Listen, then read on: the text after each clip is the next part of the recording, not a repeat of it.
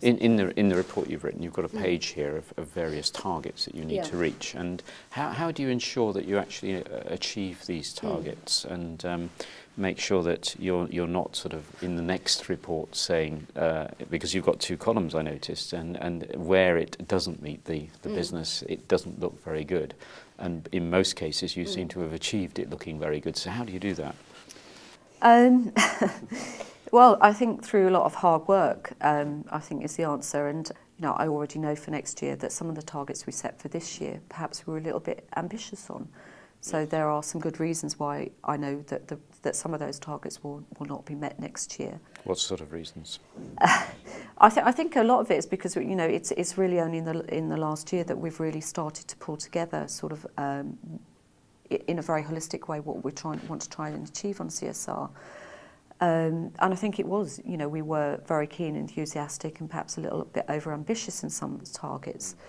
I think it is important to have aspirational targets, because if you don't set yourself aspirational targets, then it's very easy to plod on, year out. Yes, you can show continuous improvement, but you're not really making much of a step change in terms of approach.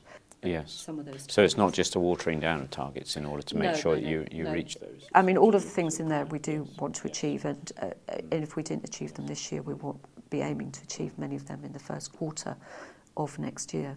And from the point of view of government targets, I think you mentioned 80% reduction in CO2 within buildings. Obviously, it's not all within your use, but that is over a period of quite a number of years. 2050, so how would you manage the sort of year by year? You said just now about continuous improvement, but is this about sort of always squeezing people more, or is it about sort of gradually developing awareness? What's sort of? I mean, I think it's lots of different things. It is about raising awareness within the business, but it's not just about setting targets and sitting back and letting it happen, but it's about setting aspirational targets which actually move us to actually do research and to make a step change in terms of meeting those aspirational targets in the future.